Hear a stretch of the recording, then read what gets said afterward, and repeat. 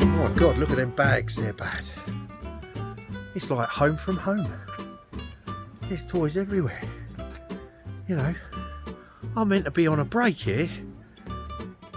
Anyway, it's different to what I expected, but it's not, if that doesn't make much sense really. It's different in the respect that there's a lot more people here than I expected. It's quite a, well, it is obviously a real big tourism area. I can't remember the last time I was in a valley that's really so enclosed, where there's so many people living down it. But the lighting's going to be a little bit interesting, because obviously it's so steep on either side, and I've got to work out how to get up here, because you can't drive, so I think it's a walk or a train. But this is what a recce is all about, and this is why it can cost you so much money to produce this sort of work, you know. But I feel like I'm with the elite up here. You never know, Roger Federer might just be living down there. So I'm at my first location, literally just up the road from where I'm staying. Nice little place I'm staying at, and the toilet's very unique. Show you it later on. Anyway, it's been a long time since I've been in some valleys as steep as this, and even though I've been recently visiting the other part of the Alps and so on, they don't seem to be as tight as a valley as this place. So you've really got very, in some respects, short amounts of time to get the right lighting you need within the valley. So I just walked up here for a quick recce, and I'm going to take a couple. And one of the purposes of actually shooting on this format and using Formatt Hitech and working with them is trying to create something with the negatives slightly different, and to create that sort of Lord of the Rings feel, you know, the feel of Middle Earth.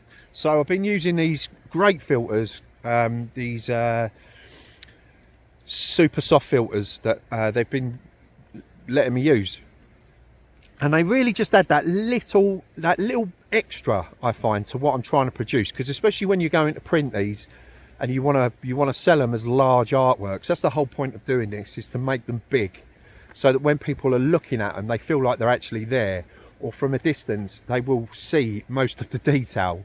You know, there's an incredible amount of detail in there.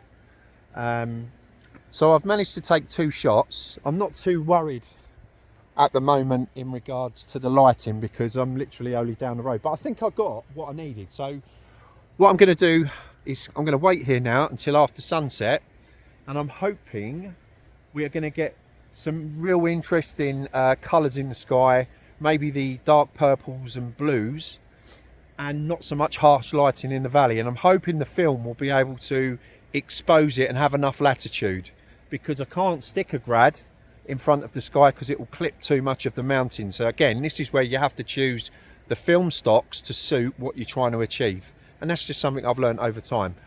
I've got hectare at the moment. Ideally I'd rather be shooting on Portra 160, but I've only got Portra 400, and I've got some, I don't want to use it all before I've even started, because I need to do my recce's and have a look at the location first. But it's a very nice place, very busy. I bet it wasn't as busy during Tolkien's time, but you can definitely see the Rivendell inspiration while you're standing here.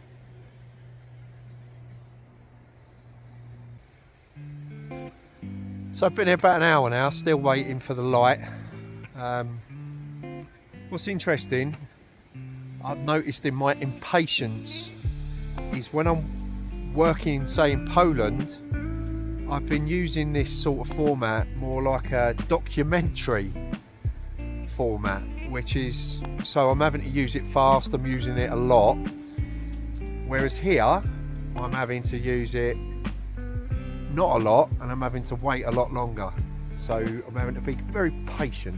But what a lovely place to be patient in. Just waiting for the sun. Sunsets here at 6 minutes past 5. So probably by about 5:30 I'll have the lighting that I'm hoping for, and we shall see what we get out of it. Now, it's far from me to be a cynical person, but I do look at places like this and think, what would have they been like even 500 years ago? I mean, it's a beautiful place now, but this must have been like heaven. Just forests everywhere. Oh, I can't imagine. It must have been absolutely beautiful. So we got the shot, 9-second exposure, 5-stop grads, Firecrest grads on the front, because the exposure in the sky is far greater than the exposure down in the darker areas of the forest, say here. So the only thing that's really annoying, but this is life, is that I've had to try. Well, my first exposure, I noticed the light trails coming through the valley on the cars, so I had to just hold my breath and hope that no cars would come through, and I managed to get one shot, which was 9 seconds. Fingers crossed it comes out.